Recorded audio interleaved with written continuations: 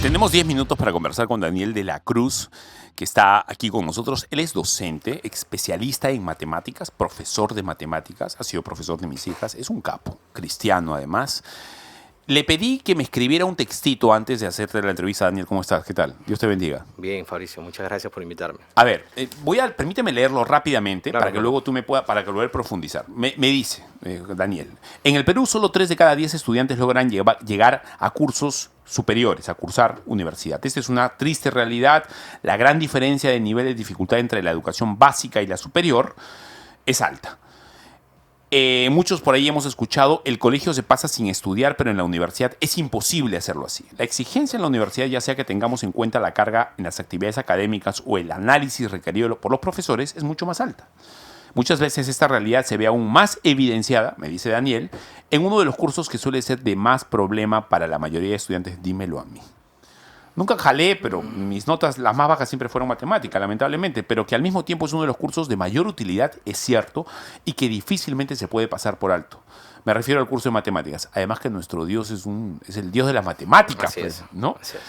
Por esa razón, ahora trataré de exponer las razones, me dice Daniel, a quien vamos a entrevistar, que creo han llevado a la mayoría de los estudiantes a ver las matemáticas como un curso bastante inaccesible. Primero, se nos enseña que las matemáticas como un curso donde debes memorizar fórmulas para luego aplicarlas y que así ya las has aprendido. Eso nos lleva a creer que las fórmulas, entre comillas, o teoremas, no tienen un fundamento o desarrollo que podamos entender y que todas ellas son conocimientos aislados el uno del otro.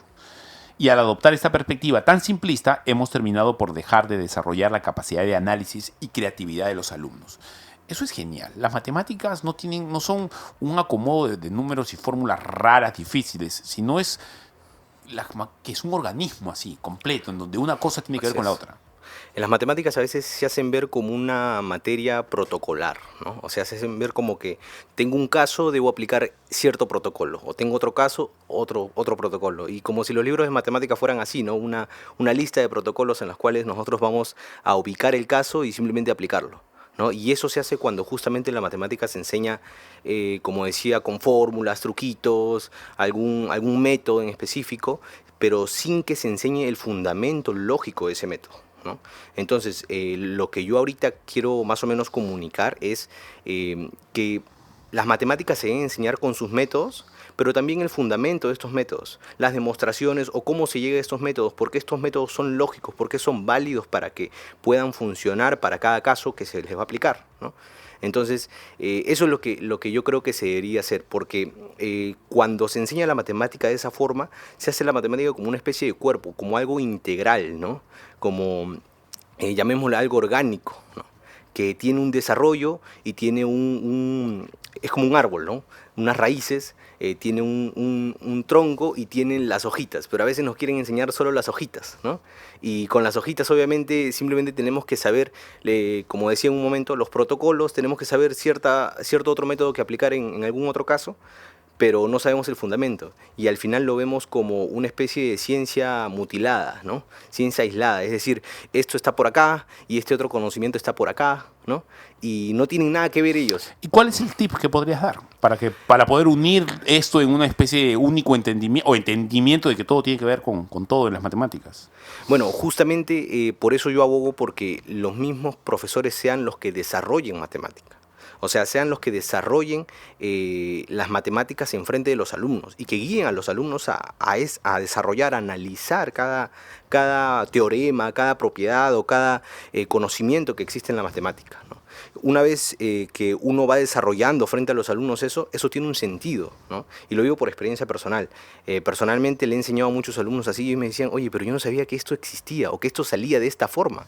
Yo le decía, siempre ha sido así, ¿no? Y eso hacía que no solo les animara más, les sea un poco más ameno, sino hacía que ellos también pudieran, si en algún momento se olvidaban la fórmula, se olvidaban la propiedad, ellos podían recorrer ese camino, ¿no? Podrían volver a desarrollarlo y de esa forma podían llegar a la misma solución. Ya no dependen de simplemente una fórmula, no dependen de un método, sino que ellos son quienes aplican y quienes desarrollan el método. Quizá porque las matemáticas no se inventan, sino las matemáticas se descubren. O sea, las fórmulas, nadie las inventa las fórmulas, las fórmulas están ya hechas. Claro, es un orden que ya está establecido prácticamente. Eh, ¿Por quién? ¿O por qué? Bueno, obviamente nosotros creemos que es por el creador, ¿no? Porque justamente vemos un orden claro, vemos un orden bastante evidente y muchas veces complejo, muchas veces muy complejo. Obviamente yo no quiero decir acá que se enseñen las mayores complejidades a los estudiantes, pero yo estoy hablando de un nivel de educación básica, ¿no? A nivel de educación básica, si a los estudiantes se les enseña el desarrollo de las propiedades, se les enseña el desarrollo de cada teorema, eso hace que haya cierta luz en sus mentes, ¿no?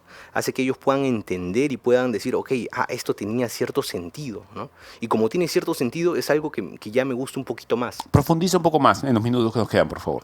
Bueno, cuando uno desarrolla la matemática, como te mencionaba, hace que primero que se vea como algo orgánico, algo que tiene un fundamento y que tiene una razón, que tiene un sentido, ¿no?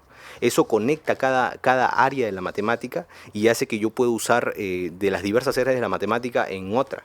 Por ejemplo, yo tenía alumnos en los cuales yo les enseñaba un tema en álgebra y luego íbamos a aritmética y teníamos una situación parecida que nos encontrábamos con algo que debíamos aplicar de álgebra.